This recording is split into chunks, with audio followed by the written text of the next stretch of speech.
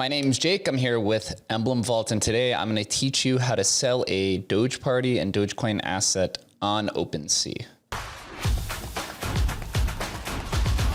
So here we are. This is the medium. If you prefer reading and some further visualization to go at your own pace, you could check this medium post out. So we're going to continue with the Jedi asset that I vaulted. The content is still rendering because it is an MP4 file. So do keep that in mind that sometimes it does take a little while for it to render. So here we can go and we can check the Emblem Vault to make sure that the assets are in there. And they are in fact in here.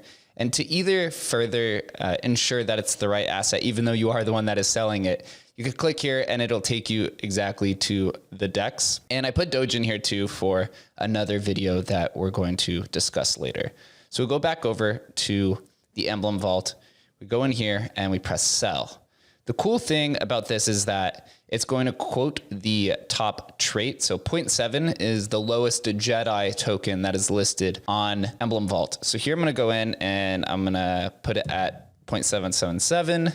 Shout out to all the lucky winners. You could come here, you could choose the time range. You could choose anything from 1 day, 3 days, 6 days, up to 6 months. And you can even set your own custom 25 days. Look here that the service fee is 2.5, which is what goes to OpenSea. The creator fee is 2.5%, which is what comes to Emblem Vault.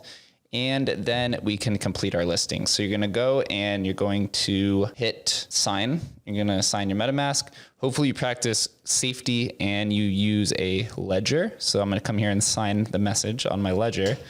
And then boom. Your item has been listed. The Jedi Dogeparty 1 out of 1,000 is ready to be sold on Emblem Vault and hopefully to be purchased at some point in the future.